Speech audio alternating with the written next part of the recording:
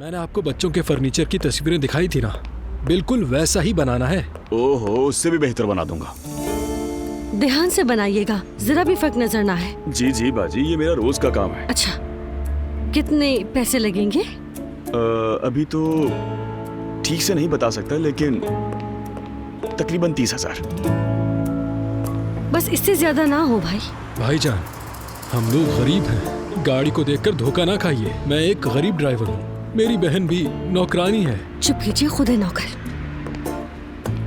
Budget 30,000 है, इससे ऊपर ना जाए। जी ठीक है बाजी, आप बिल्कुल फिक्र मत करें, बस आप एडवांस दे दें, मैं काम शुरू कर देता हूँ। ठीक है, आज ही देती हूँ मैं। चले, खुदा हाफिज। खुदा हाफिज। दिन अच्छा गुजरे। अच्छा सुनो, आज पैसे मिल जाएंगे ना तुम्हें? हाँ, वो आज ही कंपनी से भेज देंगे। मेरा हिस्सा मत भूलना। अच्छा भाई, ले लीजिएगा। ज्यादा नहीं चाहिए, 5 दे देना। कभी तो शर्म किया कीजिए। तुमसे कैसी शर्म मेरी बहन।